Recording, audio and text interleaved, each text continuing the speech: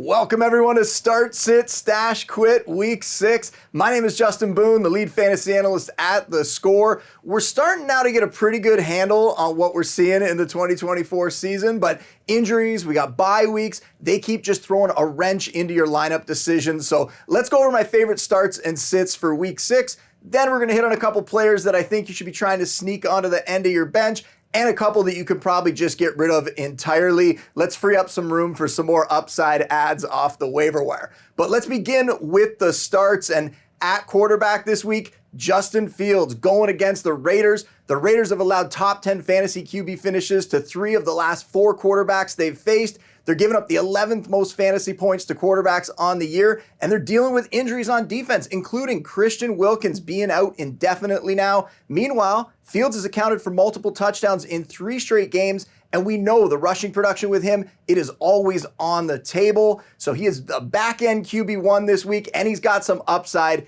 in this matchup. For my running back to start this week, James Conner going up against the Packers. The veteran has been just getting tons of volume this season. We were worried about Trey Benson potentially eating into his work. He is not at this point. Connor's top 7 in touches and rushing yards right now. And the Packers is a very friendly matchup for running backs. Green Bay has given up 132 scrimmage yards and 3 touchdowns to Saquon Barkley in the opener, 135 yards to Jonathan Taylor, 139 yards to Aaron Jones, and 105 yards and a touchdown to Kyren Williams last week.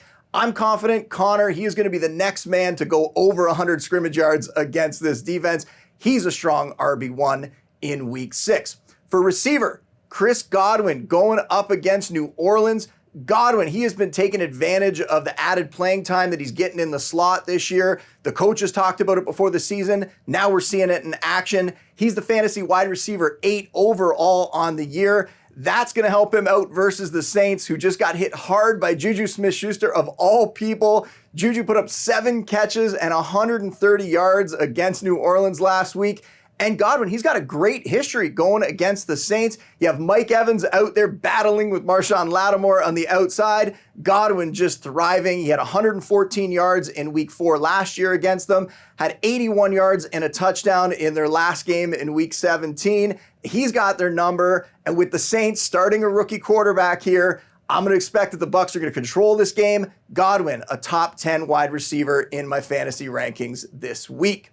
At tight end, we're going back here to Tucker Kraft versus the Cardinals, and Tucker Kraft has been fantastic. In the games where we've had Jordan Love under center, Tucker Kraft has been a tight end 1 for fantasy. He's kind of becoming a little bit too obvious to even mention here, so this might be the last week we can use him, but since Jordan Love returned from injury, Kraft has turned in 6 catches for 53 yards and a touchdown versus Minnesota, then 4 for 88 and 2 scores against the Rams last week. And his opponent this time around, the Cardinals, they just gave up 8 for 64 and a touchdown to George Kittle. So Kraft quickly becoming a must-start fantasy tight end, and just in time because the position just been in a state of chaos over the first 5 weeks of the fantasy season. But I have Kraft as a top 5 tight end play this week. He might be a top 10 fantasy option the rest of the way. And like I said, this is probably the last time we're going to be able to mention him as a start. He's just becoming way too obvious. Now we could jump over to the sits for Week 6, and at quarterback, it's Aaron Rodgers versus the Bills. Buffalo allowing the 9th fewest fantasy points to quarterbacks. Rodgers and the Jets offense, they've just struggled to find rhythm this year. I'm not sure the coaching change is going to impact the offense much. And really, that's unfortunate because Rodgers is QB 22 in fantasy points per game this year. And both teams in this one are really slow-paced offenses this season. I'm expecting a low-scoring affair. The projected point total on it, 40.5. I wouldn't be using Rodgers this week. I also wouldn't be using Javonte Williams versus the Chargers. Javonte coming off his best game of the season, over 100 scrimmage yards, but it happened against that Raiders defense. Pretty easy matchup for him there. Now he has to face a rested Charger squad. They've been the 6th hardest matchup for fantasy running backs in 2024. Just 35.5 projected points in this game too. So it's expected to be the lowest scoring contest on the slate. And also, it was only a couple weeks ago when it looked like Tyler Bidet was about to eat into Javonte's snaps. Then Bidet ended up on IR. So don't be fooled by last week's performance. Javonte, a risky RB3 this week, and he just really is probably going to be around that range when he doesn't have an easy opponent on the other side of the field. For my sit at receiver, Christian Kirk at the Bears. Kirk posted some better fantasy numbers lately. He's really taken advantage of some easier matchups. Unfortunately for him, week 6 brings a battle against a tough Bears defense. Chicago allowing the 7th fewest fantasy points to wideouts. They've only given up 1 receiving touchdown to the position this year. They've only let 2 receivers top 70 yards against them through 5 weeks. I generally think that Kirk is an underrated fantasy option, and I tend to recommend him, but this isn't one of the weeks that you should be starting him if you can avoid it. And then the tight end to sit this week, Dallas Goedert versus the Browns. And we know the deal with Goedert at this point. When A.J. Brown or Devonta Smith is out, Goedert gets a decent target share. When both the Eagles' star receivers are in the lineup, Goedert's numbers are way more volatile, and they tend to be down more weeks than not. And Brown, Smith, they're expected back this week following Philly's bye. And to make matters worse, Goedert's got to go against the Browns, who are giving up the 6th fewest fantasy points to tight ends on the year. Cleveland's only allowed 1 tight end to get more than 21 receiving yards against them this season, and they haven't allowed a touchdown to the position either. So this isn't the week to use Goedert if you can avoid it. Now, that's it for the starts and sits. We still got to get to the stashes and the quits. And my first stash this week, Jalen Wright on the Dolphins, just 9% rostered right now, and I get it. He's 3rd on the running back depth chart in Miami, and they have struggled without Tua, but they're on bye this week. We'll see if they can get some things sorted out.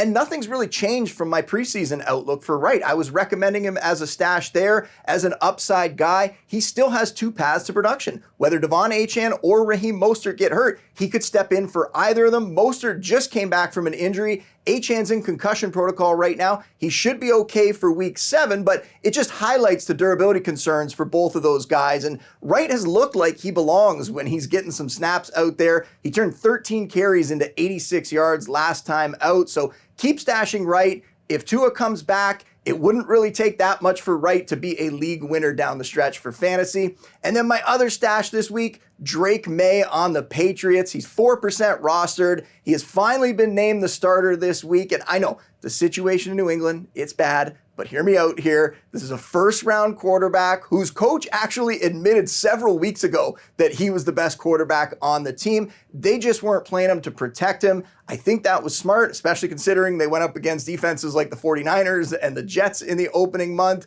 Jacoby Brissett was not elevating anybody on this offense. May might be able to, and I think he can at least give them a little bit of a spark through the air and on the ground. And the rushing ability, that's why I'm mentioning him here. This is a first-year quarterback who rushed for over 1,100 yards and 16 touchdowns during his last 2 college seasons. So he's got underrated fantasy upside thanks to the rushing ability, and I think he's worth stashing just to see if he's got some rookie magic. There's literally 0 risk in this move, so go get him, throw him on your bench. Let's see what he can do this week. Now let's talk about a couple quits before we get out of here, and the first player I think you should cut is Juwan Jennings on the 49ers.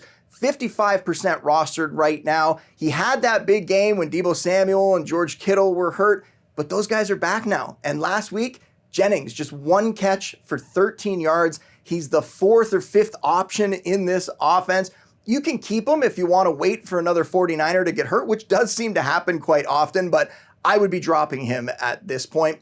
I would also be dropping Rashee Rice. And I know this seems completely obvious. You're going to tell me why I'm even bringing up this move. Well, he's still rostered in over 60% of leagues at the moment. If you were holding out hope that maybe he would come back late in the season, I know they were waiting to get in there and actually operate on him and see what the diagnosis would be. Well, he's going to be out for the year. And it's a shame, but you can drop him from your roster in redraft leagues. You're only holding him if you have an IR spot, if you're in a keeper league or a dynasty format, then of course you're gonna hold him, but in just a regular redraft league, you could let him go. And that is all for Start, Sit, Stash, Quit this week. If you want more, you can find all my content over at theScore, and make sure you're listening to the Score Fantasy Football Podcast, which I host, and subscribe to theScore's No Timeouts YouTube channel so you're getting all our football videos every week.